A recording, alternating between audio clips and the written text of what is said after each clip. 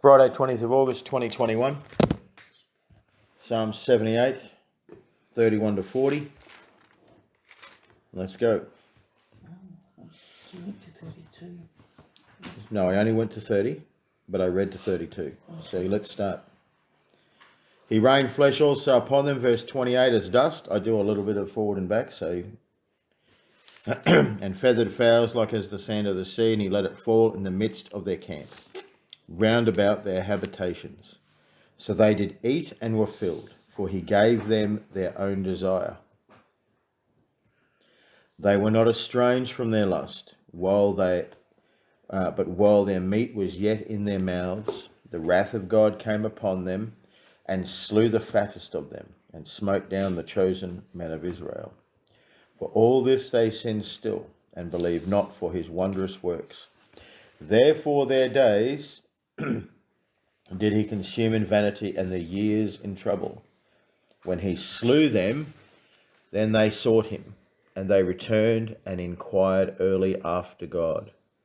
And they remembered that God was their rock, and the high God their Redeemer.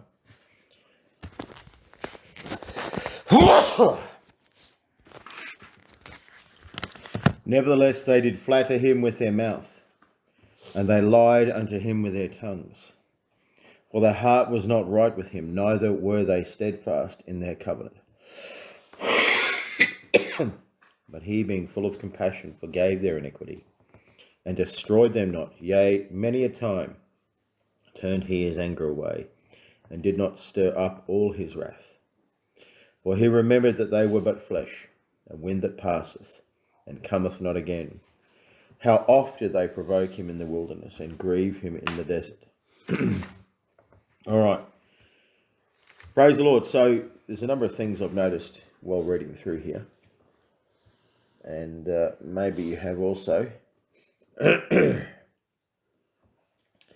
First thing that strikes me is that we spoke yesterday when they went up to invade the land after they had initially said, no, we don't want to go in. We are as grasshoppers in their sight. I think it was Numbers 14. Well, then they turned around and went in anyway. They organised amongst themselves. Moses said, don't do this. But they rebelled again to go and do it. No, we want the land now.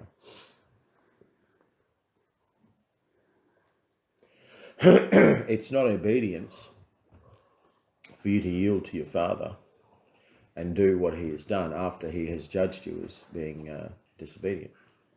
And then you turn around, well, I'll go and do it then. No, that manifolds, that makes manifold the error. But notice what it says here.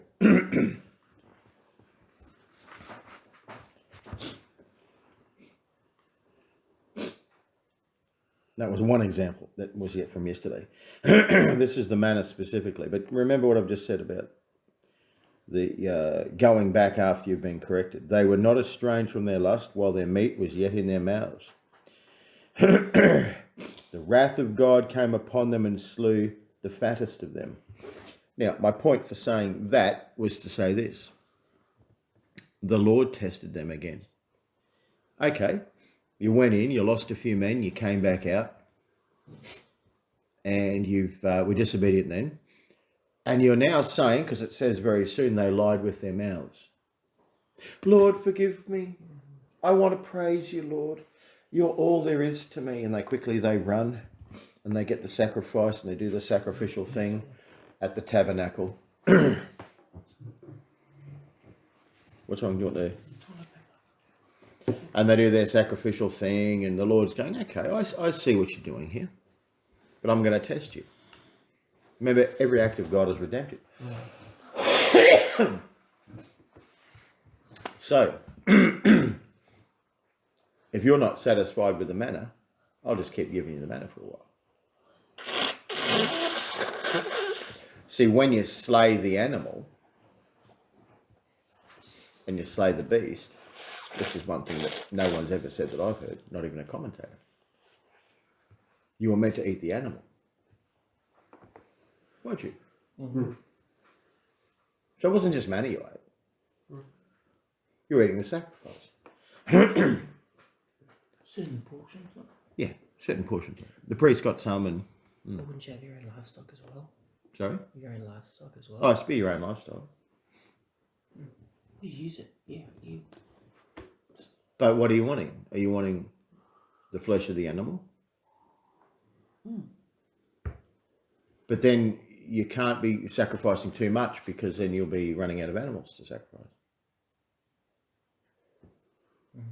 But the manna is the primary food source. They had a choice. So they cried out for something, meat or something a little better. They'd already been given the taste of the manna, of the quail we read. I think it was Exodus 14. That happened as a once-off. We're tired of this manna. We just want quail.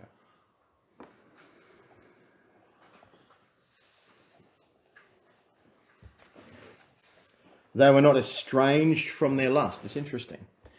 They were not separated from it. They'd said, Lord, forgive me. They'd taken the sacrifice. They'd slain the sacrifice.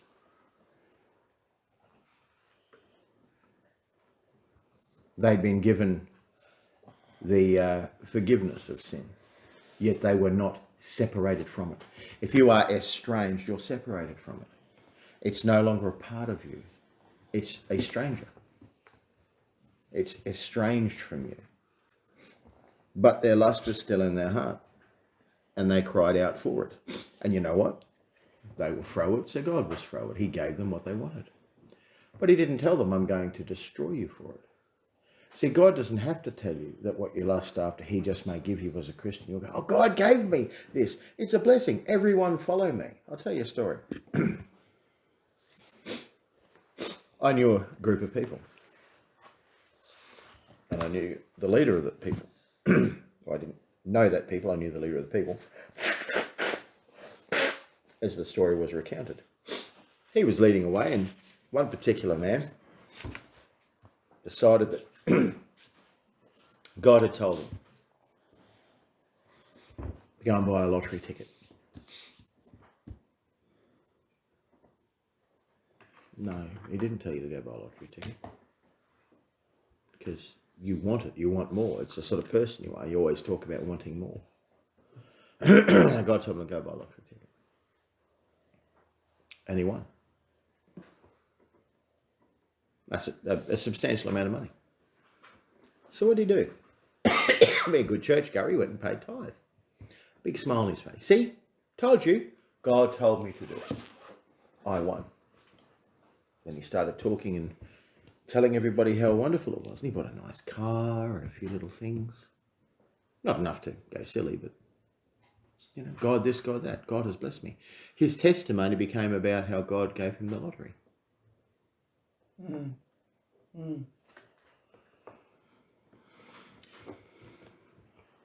So, they started praying.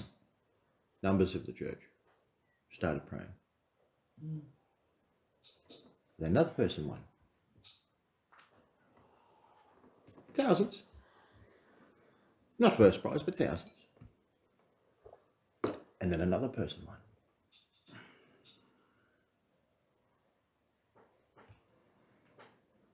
Pretty soon that church had split. Because it became the God's going to bless me club.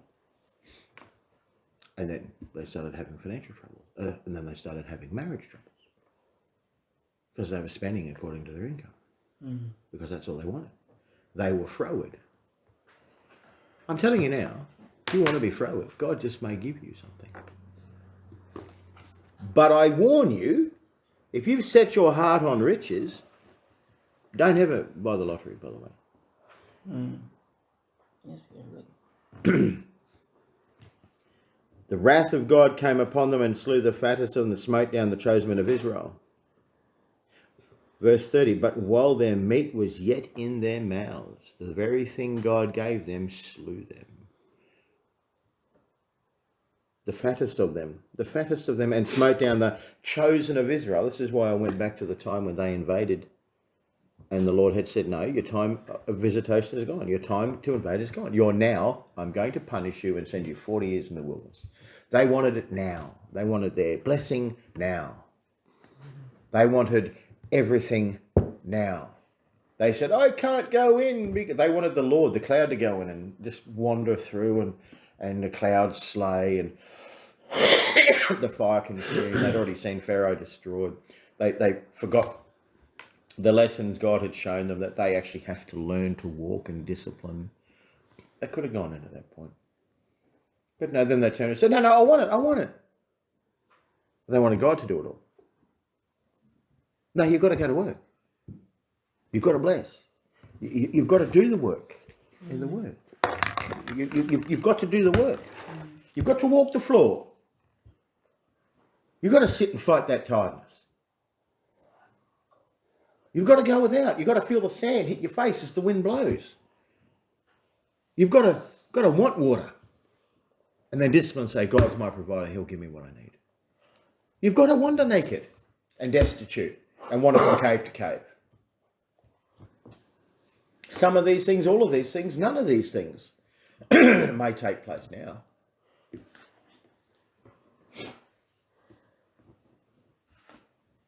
But tomorrow's a different day. The chosen men of Israel, the ones that had gone in, had survived the battle. Oh, we came out, we got chased away. If they really wanted that land, they would have stayed there and said, I'm going to die on this land, instead of retreating. No, they wanted God to do something. I'm not moving. Shadrach, Meshach, Abednego. You're going to go in and get consumed. Well, maybe we will, maybe we won't. But we're not bowing to your golden image, King Nebuchadnezzar. We're not bowing. I'm not taking your injections. I've said no. It's cost me tens of thousands of dollars in government payments for your children. Tens of thousands in the last 15 plus years. Tens of thousands. You think about that. I'm not going to turn now. I think they're paying $300 for the jab. How they want their poisons in you. Say no to their money. The riches that Christ had. You know, that horrible shittim wood. That wood that is useless to make anything out of unless you're very skilled and got a lot of time. You know, the ark. You know, the tabernacle of badgers' skins. Ugly.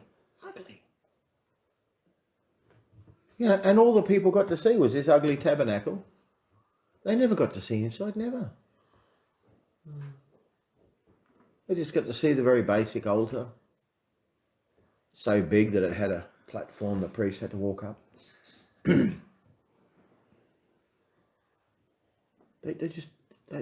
were told about the glory inside, but they had to believe that it was in there. They just had to believe it.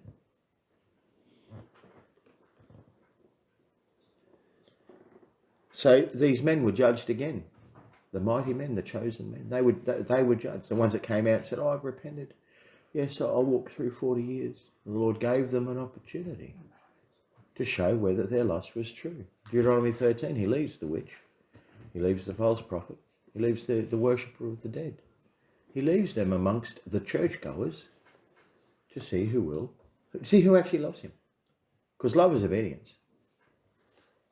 If you want to say you love me, you will obey what I say. I'm not a criminal. I'm not doing criminal things to you. I'm not stealing from you. I'm not hurting you. I'm not manipulating you for my own gain. And then when I'm tired of you, I flick you off. Or you cease giving me glory. It's not like that. God's not like that. He just wants you to obey him because his words are true. There's a reward at the end. But true faith endures. These chosen men. The Lord gave them an opportunity to choose there. And the fattest of them were slain. The ones who had consumed so much and had gained so much. Then he slew them. He smote down the chosen men of Israel. 32. For all this they sensed, in a general term, they sensed he's just doing that redemptively. He wasn't slaying them all, but he slew enough just to let you know. When they went in the battle, the Lord just slew enough just to let them know. He's redemptive. He's trying to bring you back. If you can't be, he'll cut you off. So he does it just to try to bring the family back. There's one that sins, that gets cut off, just to bring the family back. So you can learn to fear. The fear of the Lord is the beginning of wisdom. Fools despise wisdom and instruction. 33. Therefore their days did he consume in vanity, and their years in trouble. When he slew them, then they sought him, and they returned and inquired early after God. And they remembered that God was their rock, and the high God their Redeemer. Nevertheless, they did flatter him with their mouth, and they lied unto him with their tongues. Now, what does that mean? What does that mean, lie unto them with their tongues? Look at that description, Ecclesiastes, that comes to mind. I think it's 5. There we go. 5 verse 1. Keep thy foot when thou goest. Ecclesiastes 5. Keep thy foot when thou goest to the house of God, and be more ready to hear. Keep thy foot. What's the one that the wicked man, whose foot is quick to shed innocent blood, or quick to 6 things will hate, yea, 7 are abomination in, the man who is quick to shed innocent blood. So keep thy foot. Watch. Be mindful where you step, who you stand next to, and the words you hear, and be more ready to hear. In other words, quick to hear, slow to speak, than to give the sacrifice of fools, for they consider not that they do evil. Be not rash with thy mouth, and let not thine heart be hasty to utter anything before God. I'll serve you, Lord. This is what they're saying here in this psalm. Verse 36, 78. Nevertheless, they did flatter him with their mouth, and they lied unto him with their tongues. You will be judged. Every idle word you speak, you will be judged by. Jesus said this. Every idle, just blurt it out. Everybody's saying it. I guess I'll say it too. No, be mindful. Utter not the praise of fools, or the offering of fools. The offering of fools is with their mouth. They consider not that the Lord is not a man like them, that they'll say something and then forget. Or that the Lord's over there, you're over here, you can whisper, the Lord won't hear. They think a Lord is a man like unto them. No! For God is in heaven and thou upon the earth, therefore let thy words be few. That was Ecclesiastes 5:2. Let's continue. Their heart was not right. 36. They did flatter him with their mouth, they lied unto him with their tongues. 37. For their heart was not right with him. What does David cry in Psalm 51? 51:17. What does he cry? Tell me, anyone know?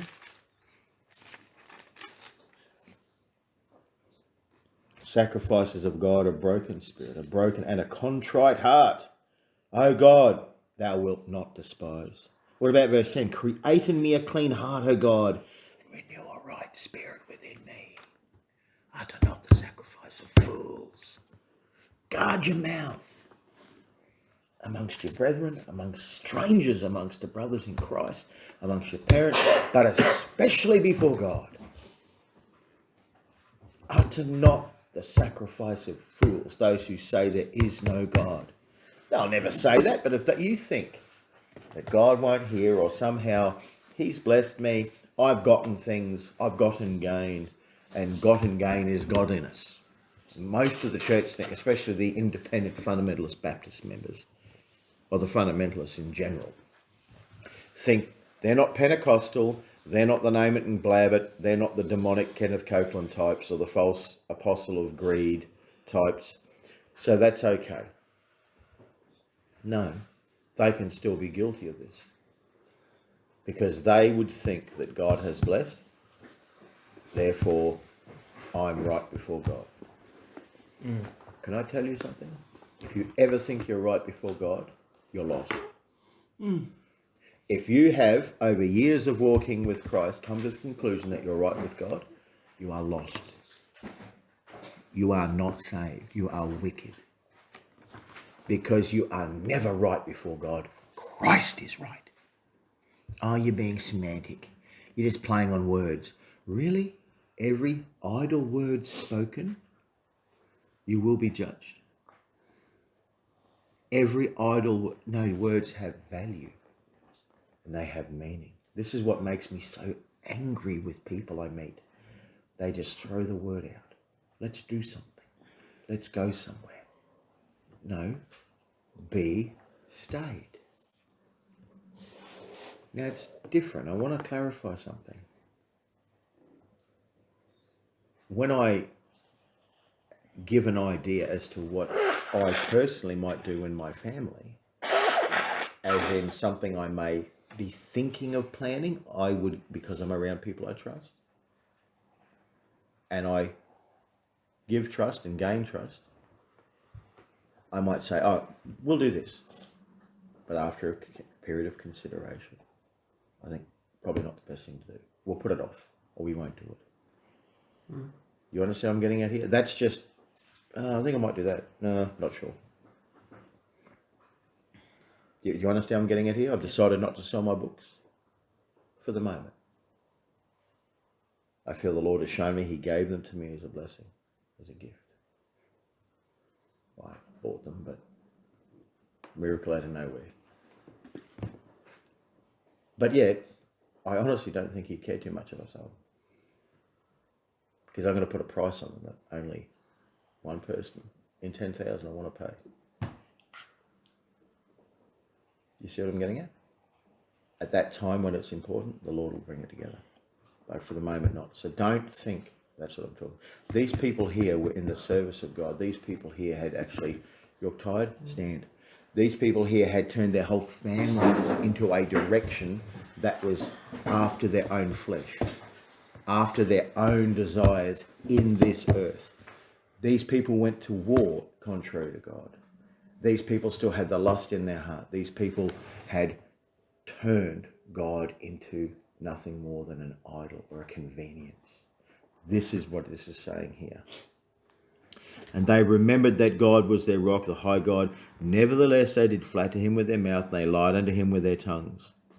For their heart was not right with him, neither were they steadfast in their covenant. The sacrifice of fools is not just changing your mind on a direction you go, because you don't have perfect knowledge, you're not God. You can change your mind. A man is entitled to change his mind.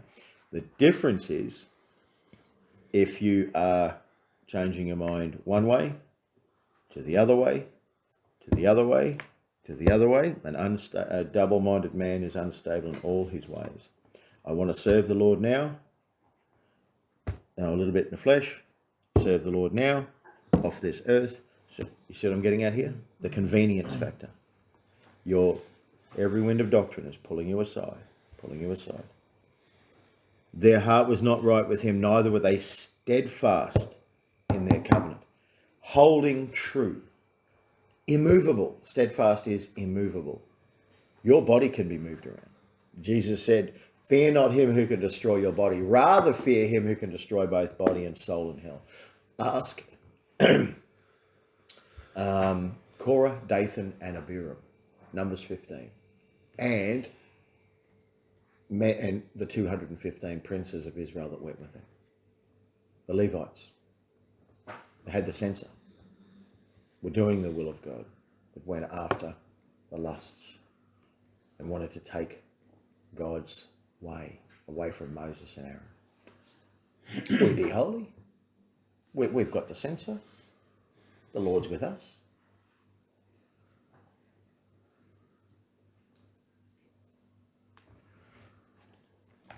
"38, but he, being full of compassion, forgave their iniquity and destroyed them not. Yea, many a time turned he his anger away and did not stir up all his wrath.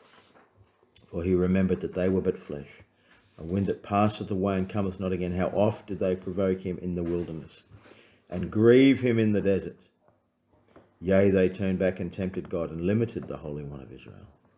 They remembered not his hand, nor the day when he delivered them from the enemy." So verse 40, how oft did they provoke him in the wilderness and grieve him in the desert? It's a good question. You have tempted me these 10 times, the Lord said.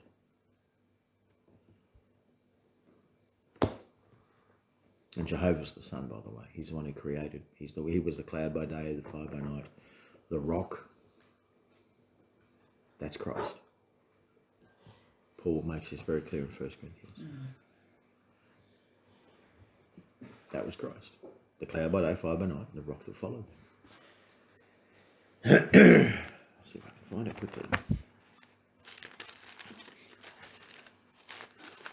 It may even be 2 Corinthians, so we'll just have a quick flick. See if we can get somewhere here or here. It might be on this side.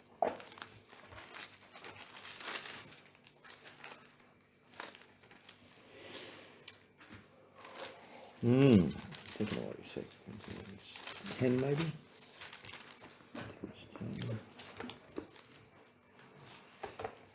So they're the same idea as Eli's sons. Yeah, strange fire. Thinking, because we've got the ark, we're going to win. Yeah. So they have we've got Yeah, the that's all it was. We've got the same. It's the same thing, son. The Lord has given so many examples that we should follow and understand and know. If you're satisfied with such things as you have, you're not going to be dissatisfied with what the Lord has for you. With Psalm in 73, Asaph Psalm.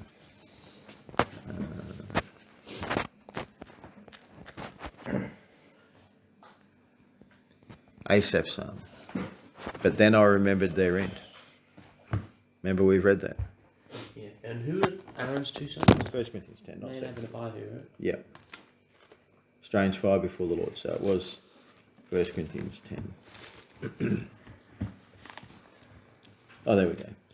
10 verse, I said it was here, didn't I? Moreover, brethren, I would not that ye be ignorant how that all our fathers under the cloud and passed through the sea were all baptized unto Moses in the cloud in the sea.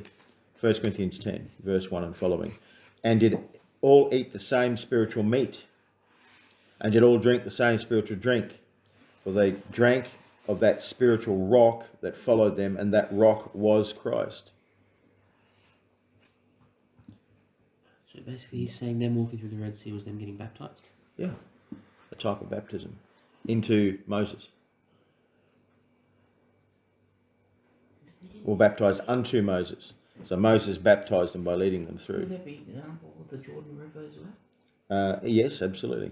That's a type of death going into the millennial reign, the natural man. But with many of them, God was not well pleased. They overthrew in the wilderness. So Paul is basically saying the same thing that Asaph's saying in Psalm 79.